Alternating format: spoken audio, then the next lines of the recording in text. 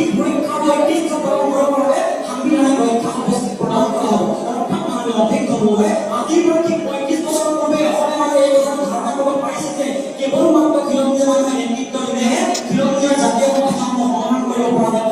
আৰু এই স্থান অধ্যক্ষ মহোদয় একবিংশ শতিকাৰ দ্বিতীয় সভাত বসবাস কৰিও সন্মানীয় বিৰোধী পক্ষৰ সদস্যসকলে কি কথা ক'ব পাৰিলে যে এই বিধেয়কখন মানে অধ্যক্ষ মহোদয় আমি সেইখন অসম ভূমিত বসবাস কৰোঁ, যিখন অসম ভূমিত বানপানীৰ সমস্যাই বছৰত 12 মাহ জোৰলৈ কৰি যায়। আমি সেইখন অসম ভূমিত বসবাস কৰোঁ, যিখন অসম ভূমিৰ 3,11,70,272 মানুহে সন্মান কৰাৰ ভয় চিনাকিব লাগে। আমি সেইখন অসম ভূমিত বসবাস কৰোঁ, যিখন অসম ভূমিত কৰ্মসংস্থাপন নাপায় হাজাৰ হাজাৰ শিক্ষিত মানুহে সন্মান কৰাৰ পথ বাছি লয় আৰু তেওঁলোকে পথৰ পৰা ঘূৰাই অনাৰ পৰিৱৰ্তে কেন্দ্ৰীয় চৰকাৰে বন্ধুকে তেওঁলোকৰ বুকু ঠুকা সৰকা কৰে। আমি সেইখন অসম ভূমিত বসবাস কৰোঁ, যিখন অসম ভূমিত ক্ষেত্ৰসমূহ যিখন অসম ভূমিৰ সমস্যাসমূহ ব্যক্তিগতকৰণ কৰিবৰ বাবে কেন্দ্ৰীয় চৰকাৰে এবাৰৰ অনুমতি ল'ব লাগে। তেনেস্থলত অধ্যক্ষ মহোদয় এইখন অসম ভূমিৰ সমস্যাসমূহ আপোচবিহীনভাৱে কেন্দ্ৰীয় চৰকাৰক অৱগত কৰি সমাধানপূৰ্বক উদ্ভাৱন কৰাৰ বাবে আমাক প্ৰথম দৰকাৰটোৱে হ'ব বিধানসভা আসন সংৰক্ষণ।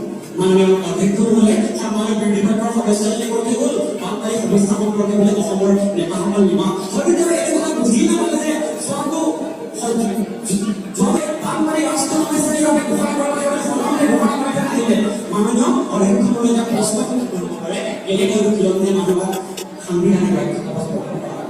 মাননীয় অধ্যক্ষ মহোদয়ে প্ৰথমতে সাংবিধানিক ৰক্ষা কৱচ প্ৰদান কৰিবলৈ হ'লে বিধানসভা 90% আসন খিলঞ্জীয়াৰ বাবে সংৰক্ষণ কৰিব লাগিব, যাতে কোনো বিদেশী প্ৰকাৰৰ টুকুৰাই কাইলৈ আমাৰ অসমখন শাসন কৰিব নোৱাৰে। দ্বিতীয়তে মাননীয় অধ্যক্ষ মহোদয়ে খিলঞ্জীয়া মানুহৰ অধিকাৰ উচ্চ সৰল থাকিব লাগিব। তৃতীয়তে মাননীয় অধ্যক্ষ মহোদয়ে অসমৰ ভূমি কিভাৱে কাৰোবালৈ যাব নোৱাৰে তাৰ বাবে আমি এখন সদন প্ৰতিষ্ঠা কৰিব লাগিব। মাননীয় অধ্যক্ষ মহোদয় মোৰ ঘৰত বাৰীৰ জাতিগছ পাৰিলে মই নিজে সংৰক্ষণ কৰিব পাৰিম।